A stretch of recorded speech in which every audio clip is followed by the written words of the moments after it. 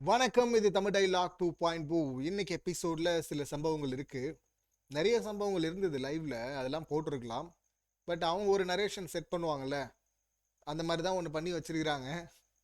சில விஷயங்கள் இருக்கு பேசுறதுக்கு. நம்ம ஆல்ரெடி பேசியிருந்தாலும் லைவ்ல நடந்ததை டீட்டெயிலாகவே பேசியிருந்தோம். இப்போ ஆரம்பத்திலே பார்த்தீங்கன்னா இங்கே ரவி அண்ட் சிவா இவங்க ரெண்டு பேரும் வந்து அந்த போர்டை வந்து ஆல்டர் பண்ணுறாங்க. அது நல்ல முயற்சி தான். அது ரவி சார் தான் பண்ணியிருப்பாருன்னு நினைக்கிறேன். அதை பண்ணுறாங்க. அது மூலிமா பெரிய பிரச்சனை ஏதோ வெடிக்க போகுது அப்படின்னு பார்த்தா பெரிய பிரச்சனை எல்லாம் ஒன்றும் வரல. சாச்சனாவுடைய வன்மம் தான் அதில் வெளிப்பட்டது. முத்து வந்து அங்கே அட்வைஸ் பண்ணுறாரு. சாச்சனா, தீபக் வந்து உன்னை பார்த்து சைல்டிஷாக பிஹேவ் பண்ணுற, வீட்டில் யாருன்னா பெரியவங்க இருந்தால் கூப்பிட்டு வா அப்படின்னு சொல்கிறது வேற, நீ திருப்பி கொடுக்குறேன் அப்படின்னு சொல்லிட்டுலாம் அப்படி பண்ணக்கூடாது. வர்ஷினி கூட சேர்ந்து சொல்லிட்டு இருந்தாங்க, டிட் ஃபார் டட் அப்படின்வாங்களா, ஏதோ இதுக்கு அது அப்படின்லாம் நீ வந்து கொடுக்கக்கூடாது அப்படின்லாம் சொல்லிட்டு இருந்தாங்க. ஆனால் அவர் பெரியவர் இல்லை, அவர் எக்ஸ்பீரியன்ஸ் ஒன்று இருக்குது, கொஞ்சம் பார்த்துக்க அப்படின்னு. அவங்களுக்கு அது புரியாது. அந்த பக்குவம் இருந்தால் சாச்சனாவுடைய ப்ளே வேற மாதிரி இருந்திருக்கும்ல. இப்போ அடுத்து பார்த்தீங்கன்னா டாஸ்க்குக்கு வந்துட்டாங்க. டாஸ்க் வந்து ரவி சார் சொன்னார்ல, அதுதான் கரெக்டு. என்ன பண்ணிட்டாங்கன்னா, இங்கே ஆல்ரெடி இருக்கிற 8 பேர் இருக்காங்கல்ல, அவங்கள எப்படி கேள்வி கேட்டிருக்கணும்.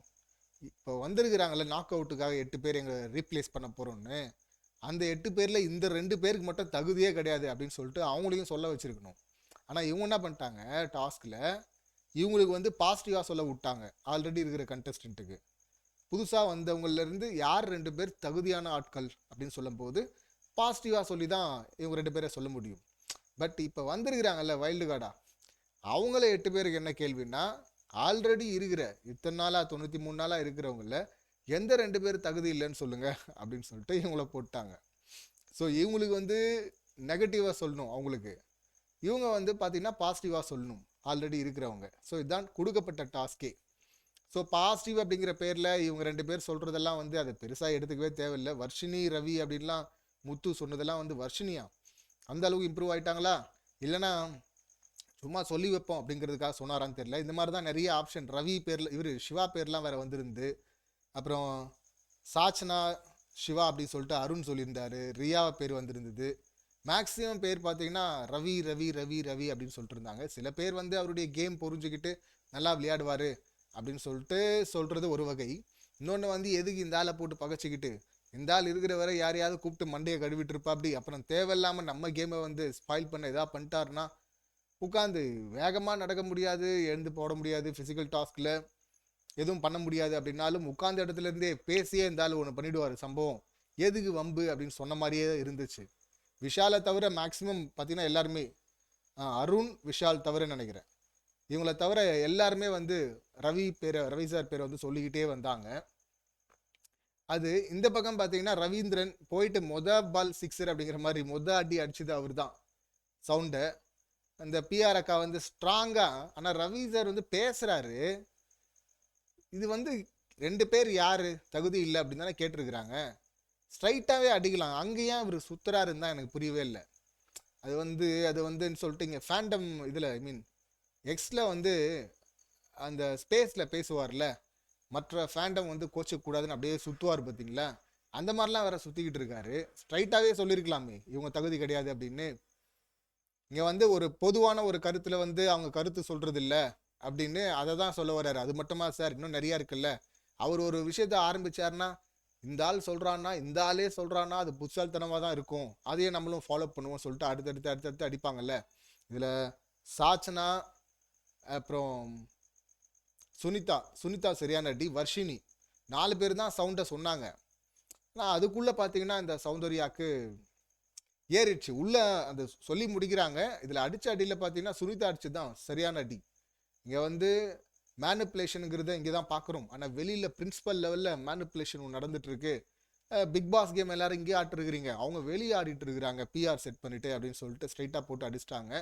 வெறும் ரியாக்ஷனை வச்சே இங்கே வந்துட்டாங்க.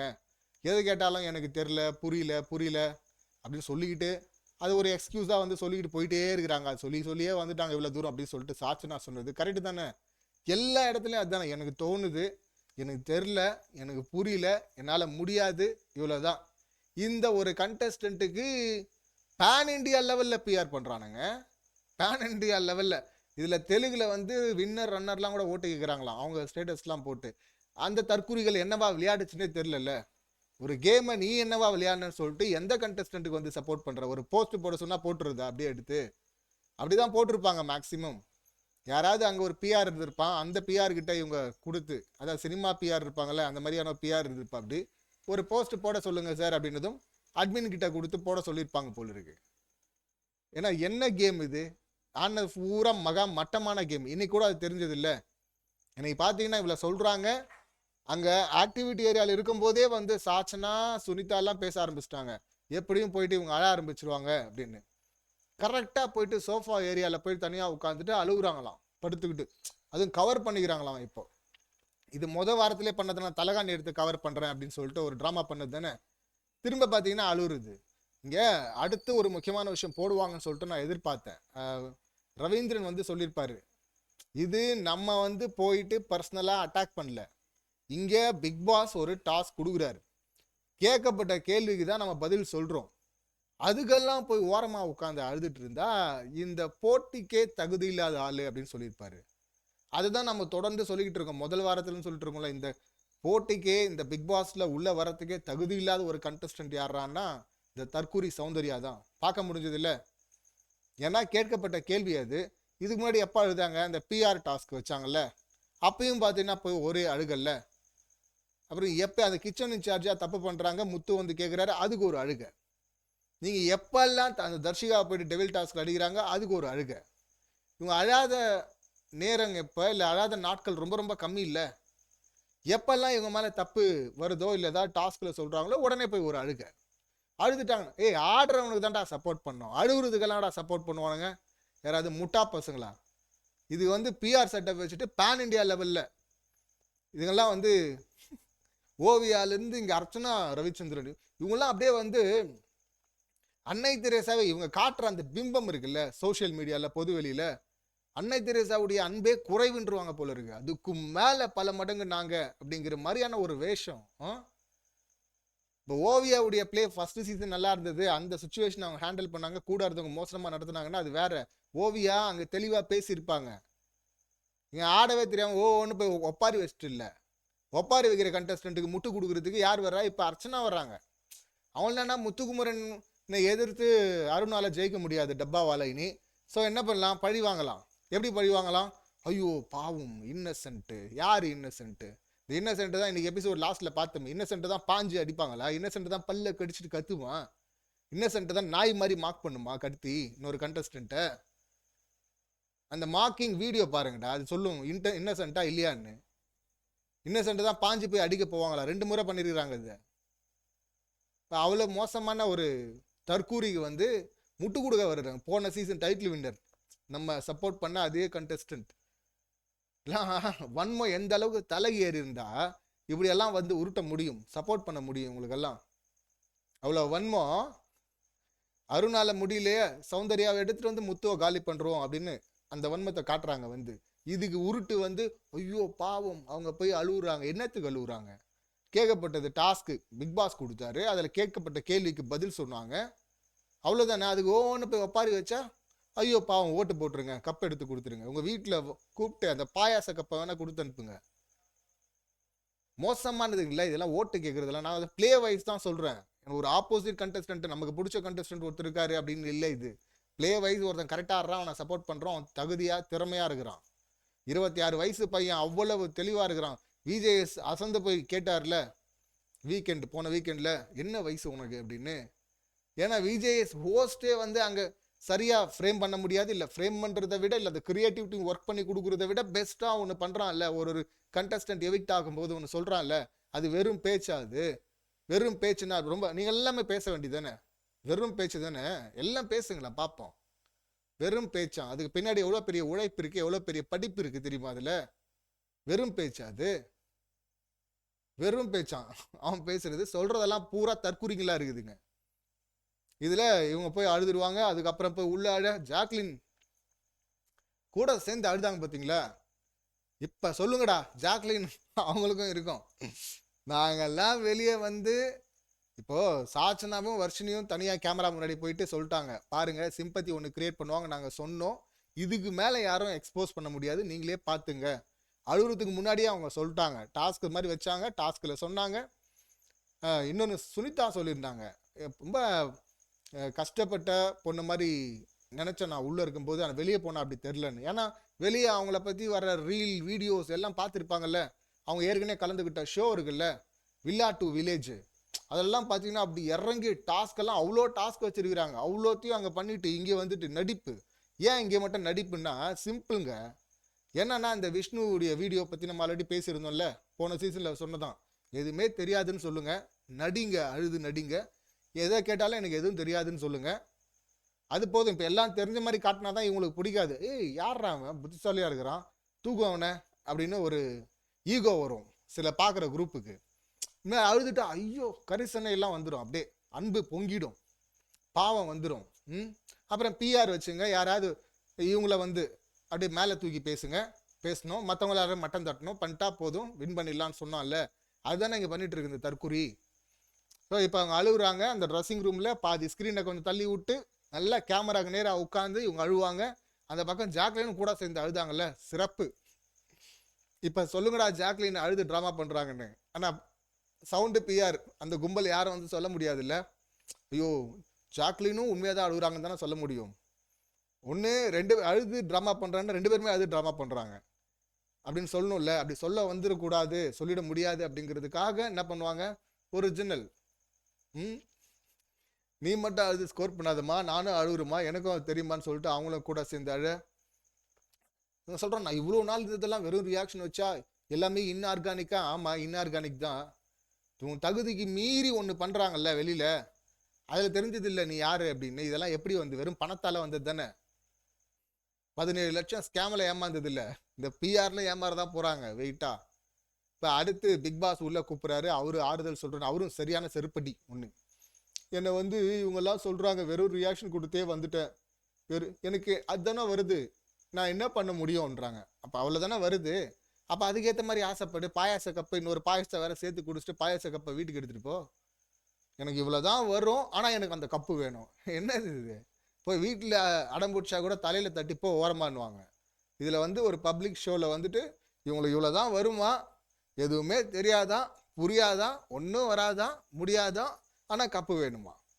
ஸோ அங்கே சொல்ல பிக் பாஸ் சொன்னார், ஆமாம் கரெக்டாக தானே சொல்லியிருக்கிறாங்க, உனக்கு க்யூட் மட்டும்தான், அந்த ரியாக்ஷன் மட்டும்தான் வருது, கரெக்டாக தானே சொல்லியிருக்கிறாங்க அப்படின்னார்ல. கூட கொஞ்சோண்டு புத்தி இருக்குது, கொஞ்சம் தைரியம் இருக்குது அப்படின்னார்ல. அவ்வளோதான், பிக் பாஸ் வந்து ஒரே அடியாக போயிடலாம் சொல்ல, இவ்வளோதாம்மா உனக்கு இருக்குது அப்படின்ட்டார். இந்த இவ்வளோ இருக்கிறதுக்கு இவ்வளோதான் கொடுக்க முடியும், பேமெண்ட் என்னவோ அதை வாங்கிட்டு கிளம்புங்க, இதில் கப்பு வேணுமா, எந்த தகுதியும் திறமையும் இல்லாமல் கப்பு ஆவன்னா ஓரமாக போய் உட்காந்து அழுகுறதுக்கெல்லாம் கப்பு கேட்க வரானுங்களே, இவனுங்கெல்லாம் எந்த மாதிரியான டுபாகோர்களாக இருப்பாங்க பாருங்களேன். என்ன டாஸ்க் வச்சாலும் அங்கே அழுவாங்க.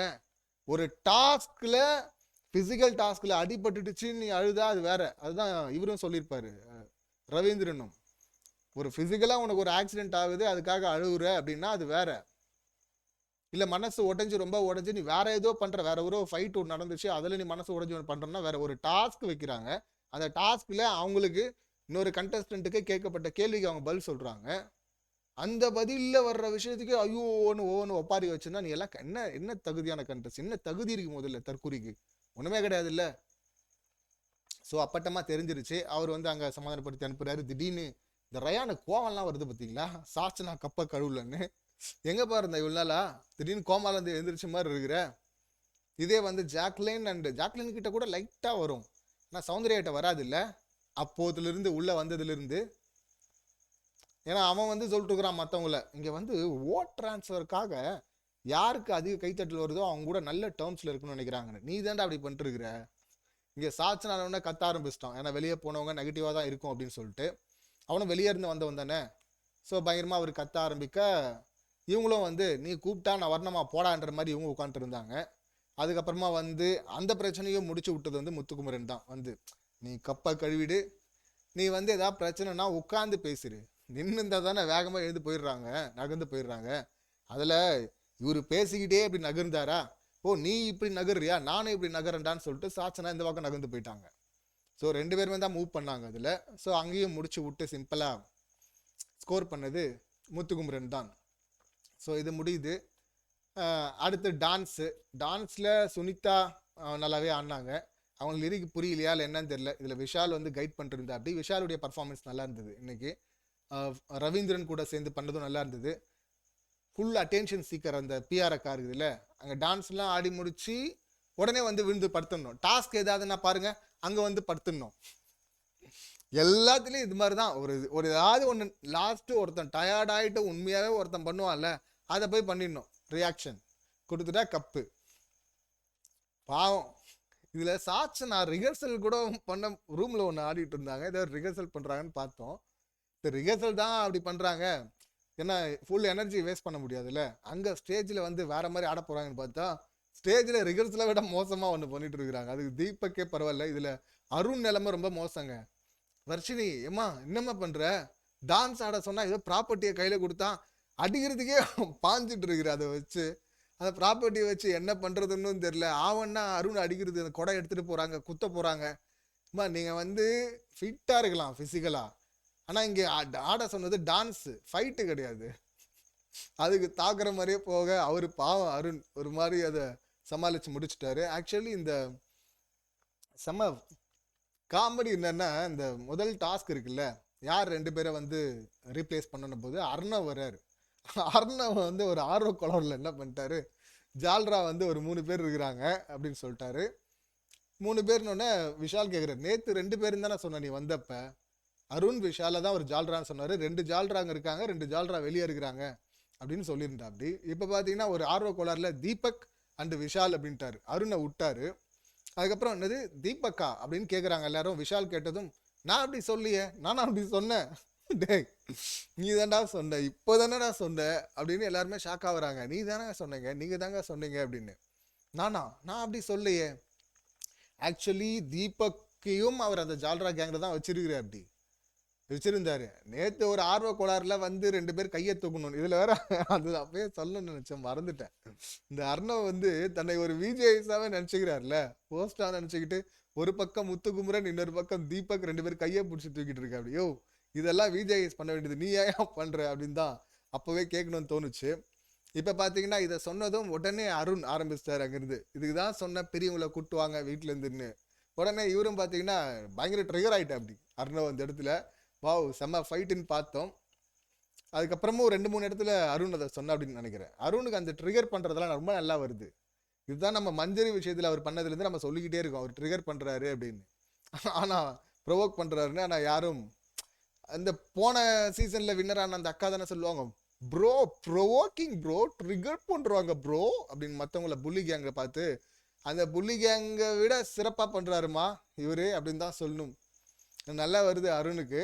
அது பெரிய இஷ்யூ ஆகும் சீக்கிரமா, எப்படி ஆகாமே போயிடும் இது ஒன்று. அப்புறம் ஃபேட்மேன் வந்து இன்னொரு இடத்துல சரியா அடிச்சு விட்டாரு. இந்த கோவா கேங்கை வந்து விஜேஎஸ் வந்து உடச்சி விடுறாரு. கேம்ல வந்து அது உள்ள வருது, குறிப்பா அந்த டெவில் டாஸ்க்ல அதை எக்ஸ்போஸ் பண்ணி விட்டதும் முத்துக்குமரன், ப்ரொஃபசர் முத்துக்குமரன் தான். அதனால தான் நம்ம ப்ரொஃபஸர்னு சொல்றோம். இவங்க ஆடவே இல்லை, அமைதியா இருந்தா 4 வாரம் அப்படி சொல்லிட்டு சாட்சனாவுடைய மைண்டுக்கு லெவலுக்கு இறங்கி பேசிட்டு இருக்காங்க. அப்பதான் சிறப்பா கேம் ஆடினாரு.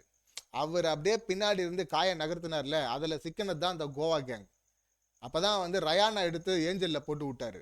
தொடர்ந்து நாமினேட் பண்ணிக்கிட்டே இருந்தா. அப்படி இதை பார்த்த ஜாக்லின் வந்து ஐயோ கோவா கேங்கை உடைக்க பாக்குறான், ரயானா மட்டும் ஏஞ்சல்ல போடுறான், மற்றவங்க எல்லாம் டெவில் இருக்கிறோம், நம்ம ஒரு கேம் ஆடுவோம் அப்படின்னு சொல்லிட்டு.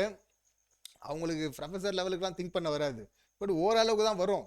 அதை வச்சு நம்ம கேம் ஆடுவோம்னு சொல்லிட்டு அவங்க ஜெஃப்ரியை தூக்கி துணைக்கு போட்டாங்க. அப்பதான் உடஞ்சது, மொத்தமா நாசமாச்சு அந்த கோவா கேங். அடிச்சதும் விஜேஎஸ் வந்து அடிக்கிறாரு. அடிச்சு உடைச்சதும் பாத்தீங்கன்னா ஸ்பாட்ல அந்த சோஃபால உட்காந்துக்கிட்டே முதுகுல குத்த ஆரம்பிச்சிட்டாங்க, தப்பு தப்பா பேச ஆரம்பிச்சிட்டாங்க இந்த ஜெஃப்ரியும் இந்த சௌந்தர்யாவும். ஏன்னா இவங்களுக்கு இதுதானே வரும், கூட இருப்பாங்க, பலன்லாம் அனுபவிச்சிருவாங்க, உறிஞ்சிருவாங்க அட்டை மாதிரி. அதுக்கப்புறம் ஏதாவது தப்பாச்சுன்னா முதுகுல குத்துவாங்க. இருந்த இடத்துலயே மாறுறது இருக்குல்ல, அந்த மாதிரியான டுபாகோர் தான் இந்த 2 கேரக்டரும். அதை அவங்க அன்னைக்கே பண்ணாங்க, நிறைய இடங்கள்ல அதை பண்ணியிருக்கிறாங்க. இன்னைக்கு ரவி சார் சொல்லும் போது சூப்பரா இருந்தது. அது ஜாக்லினுக்கு எந்த அளவுக்கு மண்டைக்கு ஏறிச்சுன்னு தெரியல, பக்கத்துல இருக்கிறாங்க. அப்ப சொல்றாரு, நீங்க கோவா கேங் வந்து உடைஞ்சது, அவர் வந்து உங்க ஃப்ரெண்ட்ஷிப்பை உடைக்க சொல்ல, கேமை வந்து இன்ஃப்ளூயன்ஸ் பண்ணாதீங்கன்னு தான் சொன்னாரு. அதுக்குள்ள ஆளுக்கு ஒரு மூணுல தெரிச்சு போயிட்டு உட்காந்து நீங்களே ஒருத்தரை மாத்தி ஒருத்தர் தப்பு தப்பா பேசிட்டு இருந்தீங்க அப்படின்லாம் சொன்னார்ல.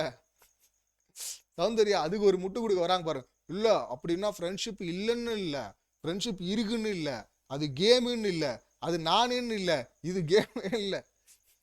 ஐயோ இந்த தற்கொரிய ரம்பம் என்னதான் சொல்றது, பேசி பேசி அறுக்கிறதெல்லாம் கியூட்டு.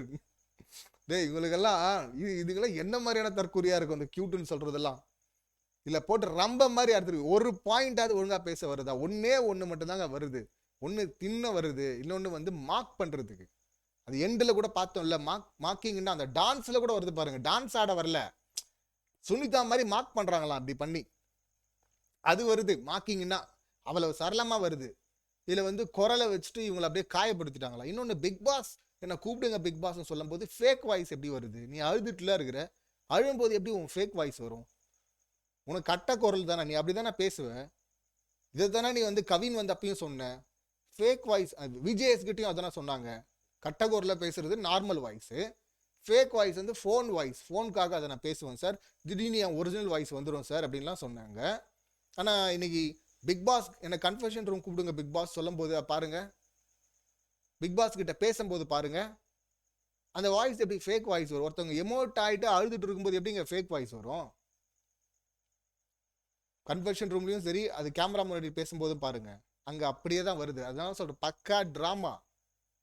26 வயசுல பையன் ஒருத்தன் பிச்சு அடிக்கிறான் எல்லா டிபார்ட்மெண்ட்லையும். எல்லா என்ன எதை, அதாவது ஃபிசிக்கல் டாஸ்காக இருக்கட்டும், மெமரி சார்ந்ததாக இருக்கட்டும், இல்லை ஜென்ரலாக இருக்கட்டும், ஸ்ட்ராட்டஜியாக இருக்கட்டும், இல்லை அறம் சார்ந்து பேசுறதாகட்டும், எல்லாத்துலேயுமே அவன் ஆல்ரவுண்டராக இருக்கிறான்.